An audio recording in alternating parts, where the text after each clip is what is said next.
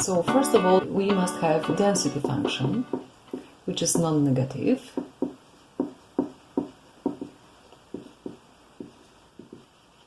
And another property of this is integral from minus to plus infinity f of x dx must be equal to 1.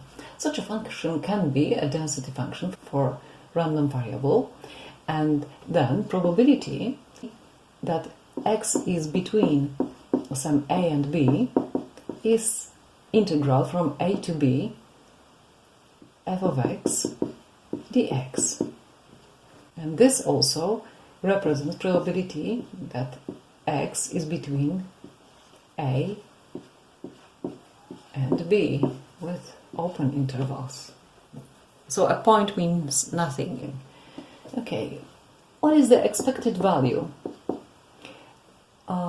Remember that in discrete random variables we had sigma xi pi. Here we have integral x f of x dx from minus to plus infinity. That's the definition of expected value.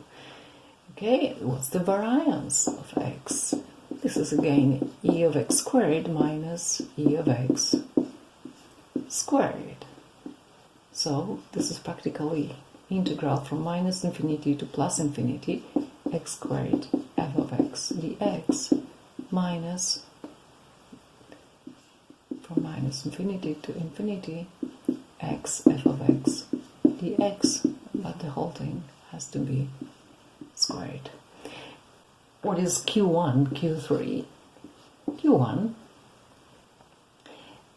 how do we define? This is a number such that cumulative distribution function is less equal a quarter, or probability that x is not bigger. So we need probability that x is not bigger than q1 should be 0.25. So how do we define q3? It's a number such that probability x is not bigger than q3 is equal to 0.75. And what is median? It's the second quartile, so it's a probability that x not bigger than median should be equal to 0.5. What else? The cumulative distribution function equals integral from minus infinity to a f of x dx. Okay, so these are the definitions for continuous random variables. Well, and now let's solve a problem. Example. F of x be density function given by the following formula: 0 for x less than 0, ax when x is between 0 and 10, and 0 when x is greater than 10. Okay, and we are to find probability x, random variable x, is less than 2, probability that x is between 3 and 6, probability that x is greater than 5. Now we'll have to be A. Question B, find expected value, find variance of x, find q1, q3, and median.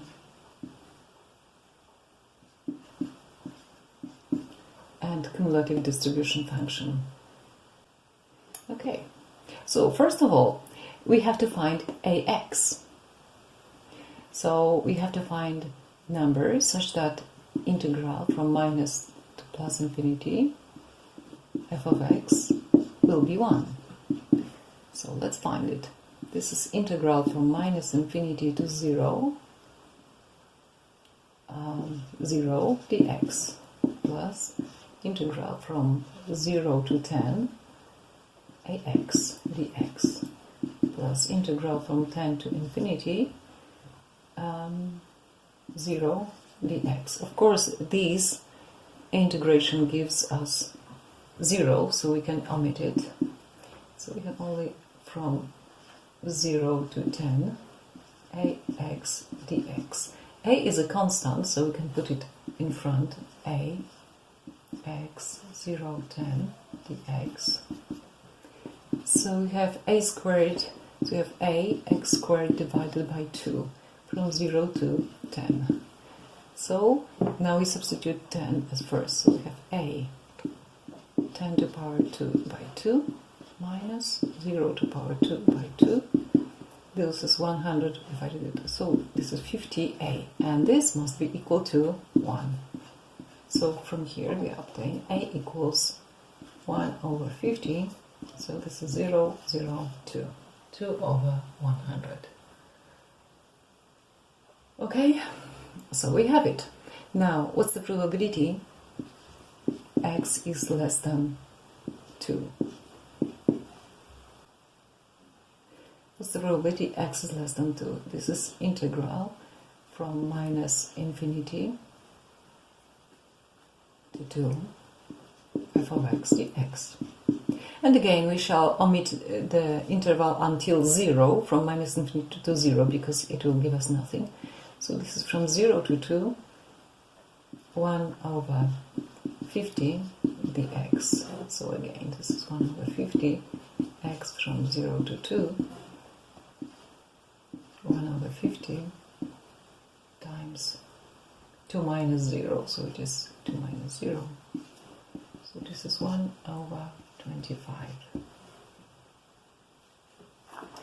Probability x is between 3 and 6. This is integral from 3 to 6, 1 over 50 dx. So again, this is 1 over 50, x from 3 to 6. So this is 1 over 50, 6 minus 3, 6 over 100. And probability x is greater than 5. Again, we have integral from 5 to 10 only, because then we have integration of 0, 1 over 50 dx. So this is 1 over 50 x from 5 to 10. So this is 1 over 50 times 10 minus 5. This is 5 over 150. So this is 1/10. Now I would like to find the cumulative distribution function and show you how convenient it is to have it. So what's the cumulative distribution function? By definition, it's the probability that x is less than a. So by the probability definition for a continuous random variable, this is integral from minus infinity to a f of x dx. So what is it in our case? From minus infinity, it doesn't make sense to find the integral, because we have totally zero function. So we can start from 0 to a f of x dx, and then we substitute over 50 x dx. So this is 1 over 50, 0 a x dx, and everybody knows that this integral is x squared over 2, so we have 1 over 50 x squared over 2 from 0 to a. Now we have to substitute upper limit and lower limit and subtract, so we have 1 over 50 a squared over 2 minus 0 squared over 2, but this is 0, so at the end we obtain a squared over 50 times 2 is 100, and this is the probability distribution function. Okay, so let me write it down once again. F of a equals a squared over 100. Well, of course, but not everywhere. In this region, when x is less than 0, this integration will give us 0, so it will be 0, and after 10, nothing more is added, so obviously the distribution function is 1. So for x less than 0, for a less than 0, for a in the interval 0, 10, for a greater than 10. So that's the distribution function. Okay, so now let's use it. I will show you how easily it is to use it. So probability that x is less than 2 is exactly f of 2. So we substitute f of 2, this is in this interval, so we have 2 squared over 100. So this is 4 over 100, so this is 0, 0, 4. Probability that x is between 3 and 6 is f of 6 minus f of 3. Well, it's easy to understand it. If you have any density function and you have 3 and 6, what does f of 6 represent? This is the area on the left from 6, and f of 3 is area from on the left from 3. So if you from this area you subtract this, you have exactly the area corresponding to this probability. Okay, so we substitute. Again, we are in this interval, so we have 6 squared over 100 over 3 squared over 100. So this is 36 over 100 minus 9 over 100. So this is 27 over 100. So this is 0.27. Okay, and next probability x is greater than 5 is equal, what is it? We want to be above 5. Okay, we want this area now.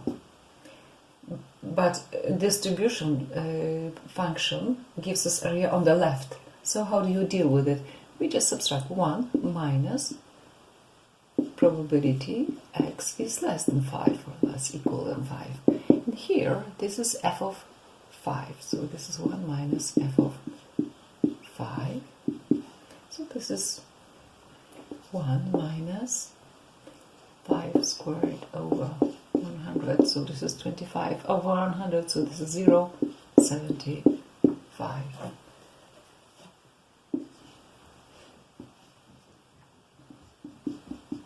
Okay, all this comes from the fact that the whole area is 1, and we can just add and subtract the areas to obtain probabilities. And I hope I motivated you to accept cumulative distribution function as so. Cumulative distribution function is okay.